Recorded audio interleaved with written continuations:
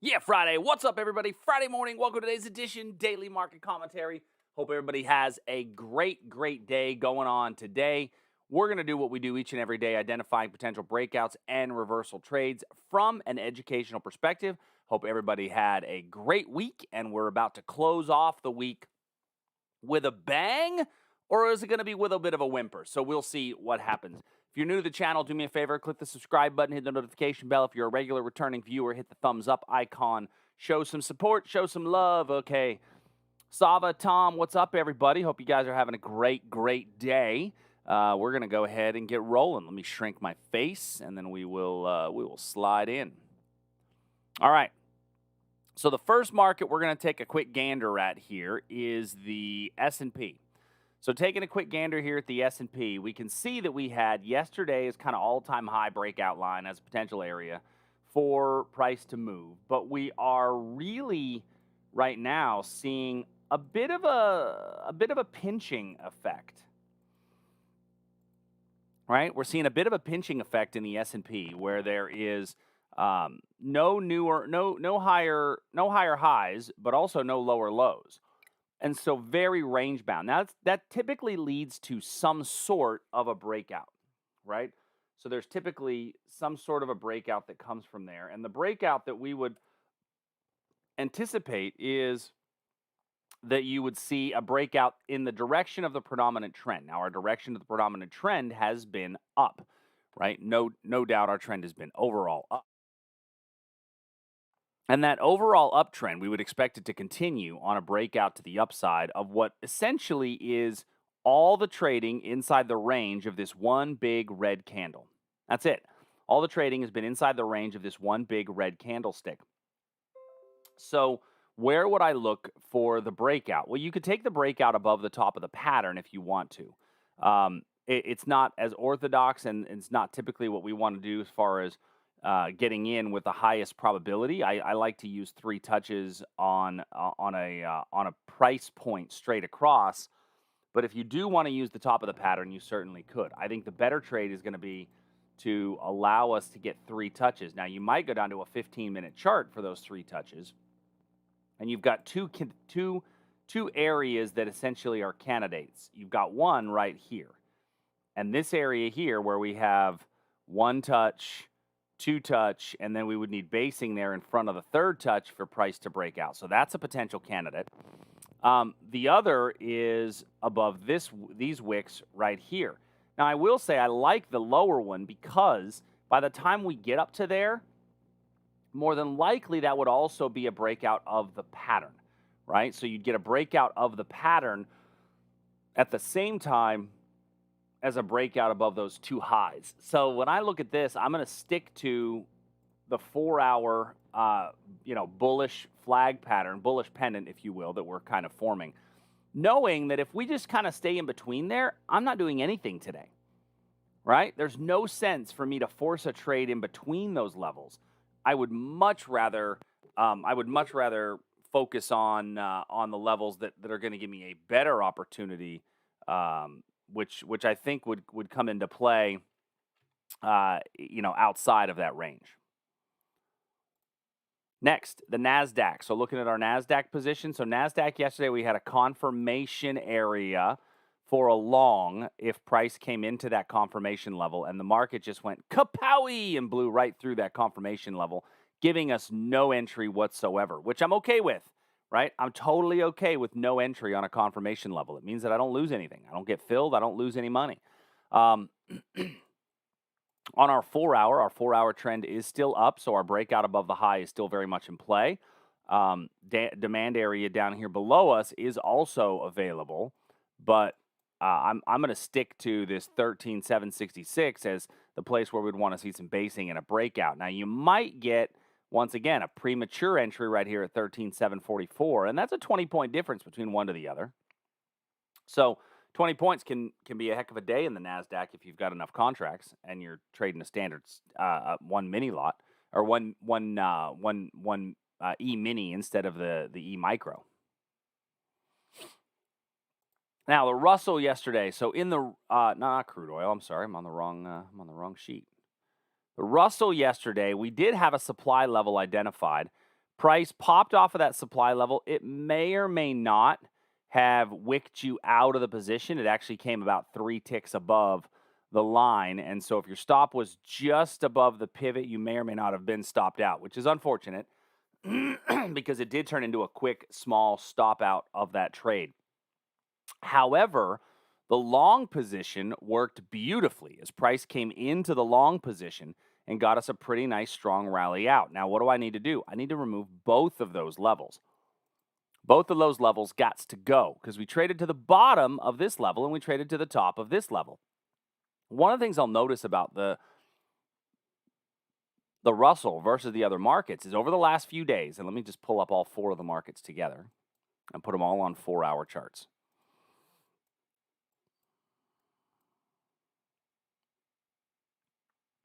Try to get them all so they're all the same, essentially the same plane. There we go.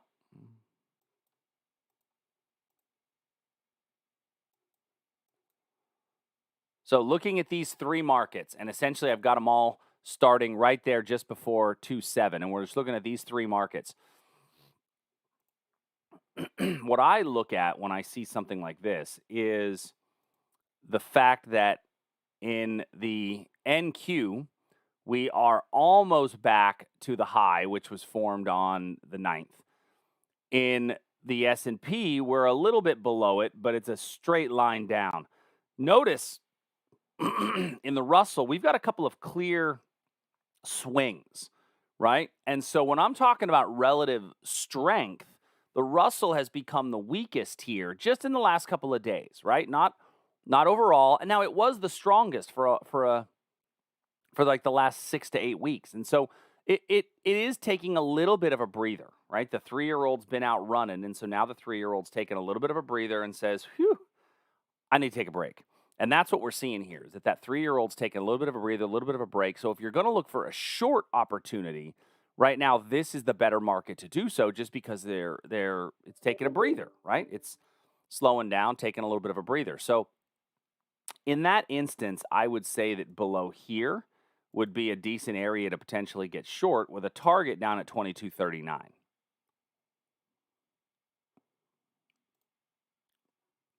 All right, so hopefully those levels make sense for everybody today.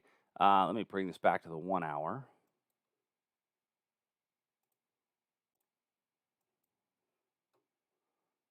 So any questions on those equity markets today? If you guys do have any questions, make sure you shoot it in the chat window. Let me throw this.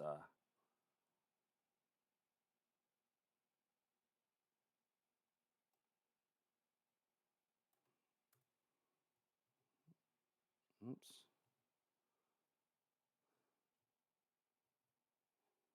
All right, let me share this grid. Very good. All right. Next, let's move over to bonds and currencies. No, I'm sorry, energies and metals. So looking at our energies and metals markets, starting with crude oil. So yesterday we had a breakdown in crude. Price did break below our crude oil level and has started to give us a little bit of a sell-off. Not humongous, but definitely a bit of a sell-off here in crude. Now remember, we talked about the fact yesterday, for those of you that were in the live trade room, that on the way up, we might see a bit of weakness on some of these levels. If we come back down, you might see that these levels get cut through. And they might get cut through if you notice we've put in a lower swing low and a lower swing high. So they actually become confirmation longs, especially once we get below this low right here. We've not done it as of yet. But I will say that we did get our breakout trade. So for those of you that were in the breakout position, you can still be in it if you want to. Stop at the very least at break even. If you didn't get in it, let's take a little supply area up here as a potential for a short. I think you might get a good short potential right up in this region. Gold broke down below our breakdown line, but this one gave us no basing whatsoever before our breakout. It just really hammered straight down through. And so now when I'm looking at gold, I'm looking at my short opportunities. My cleanest one that I see is this wick over wick right here, but I don't think that we're going to get back to there today or anytime soon. if you took the long on this in the overnight, we've rallied up off of it. It's been 6 candles. 1, 2, 3, 4, 5. We're on the sixth candle right now. So if you took this trade, move your stop to break even. If you didn't take the trade, don't take it a second time. I don't feel, typically when we have a 6 candle opportunity, the markets tend to go the other way. And so I would believe that our better probability on gold is for price to continue to drop from this region and from this area. So, looking at this today, what I'm going to be doing on it is, this was really where our prior level was this little supply area over here to the left, or the demand area over here to the left, and we got a little bounce off of it. I think that we could see a breakout from there on the 15-minute time period, which means that it's very small risk. More than likely, we'll get a very tight pivot. I'm not worried about this area down here as demand because it's already been tested a few times. And so I think that we may get a breakdown below that zone. Nat gas, I don't have a whole lot to report in natural gas. We didn't have any levels identified yesterday. And so it's been a lot more volatile here recently. I wouldn't be surprised to see us have a gap up over the weekend, especially with the cold snap that's hitting the U.S. So be mindful of that I think we could have a gap up over the weekend. But then again, we could also have a gap down, and that's what happens typically with nat gas. But let's look at that for a gap and go on Sunday evening.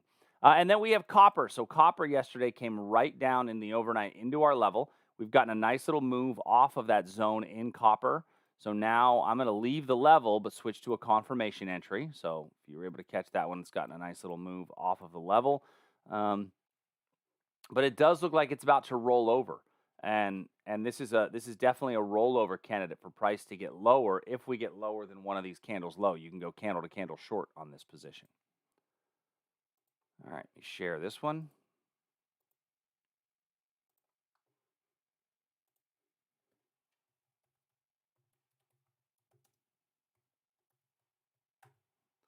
All right. Looking at ags, I don't have a whole lot to cover today in ags. I mean, we're coming up to our supply level in soy, but we're basing in front of the level. So I'm going to remove the lower supply level. And then same thing in corn, we're basing in front of the level. So I'm going to remove this level. Remember, KOD, Kiss of Death, is basing in front of a level. So I cannot leave those levels in place. As far as adding new ones, I don't really have anything that I love. I just don't. This gave us a new low, and if we roll over from here, then I think it's really likely for price to come down below this region. But right now, we've got to see what happens at this kind of price point area. This is a pretty decent, strong price point area that if we get a lower low on a candlestick, then I think you can have a candle to candle short on here. But not a whole lot to look at for me today in these commodities. Bean oil was a confirmation short yesterday off of this level. We did get a good move down from that confirmation short. So now I'm going to take this level off. And your next move would be a breakout above there for a move to the upside. So the confirmation was because it was counter trend. And then it will be a breakout move to the upside above here. All right. Share this one out. I know I'm going a bit fast this morning, but you guys aren't typing in the chat box, so I got nothing. I got no feedback today. Do me a favor, everybody type something in the chat window, just so I know that you guys are hearing my voice and you can hear me. I don't think I've ever had one quite this empty. Tom and Sava said good morning this morning, but that's all I've gotten. All right. Looking at the ZN, which is our 10-year note. On our 10-year note, we had taken a look at this area as a potential swing trade entry. And so from a swing trade entry, this has started to make a good move off of this level, and it's starting to come down. And so I think from a swing trade entry, this has room to run all the way down to this region here. And that was not a day trade opportunity. That was more of a swing trade opportunity. When I come in and take a look at the euro, our euro position, we see that we've got a bit of a rally up based a little bit and then popped from there. And now it's just kind of, it went sideways inside of here after coming in and touching that level. So if you look at it on a 15-minute chart, you can see that we came into it and then, it based in front of it a bit and then it fell through. So I can see if you decided, listen, I don't want to take this trade due to the basing, because that's really ultimately what scares somebody away is the basing. Remember, basing is the kiss of death before a level. And so our next area that is of interest would be this area up here, but it's a 15-minute chart and it's the origin of a pretty strong move down. So we'll look at this zone right here as a potential for price to come back down into. And then the Canadian dollar, we got a move away from our 15-minute demand, right? Price came into our 15-minute demand. We did get a little move away. 6 candles later, it had gone basically nowhere. So if you stayed in it, whatever. But then it became, if you look at this, the price pattern, this is a really interesting picture of a price pattern. We had our breakout line at 78,672, and we wanted to see basing somewhere inside this area. Well, we did get the basing. And then a very strong move away from that level. Now, you could have theoretically even taken your breakout a bit early based upon those lows. But either way, that breakout is continuing to move, and it has worked out pretty well, pretty effective breakout. And so if you're still in the trade, I think at this point it makes sense to take your stop and move it to break even. If you're not in the trade, it looks like we're getting a little close to a little reversal off of this at the moment. I would look to see if we get another breakout somewhere down around 784, although it's not formed as of yet. And I don't know that it's going to form itself. Okay. All right, last but certainly not least,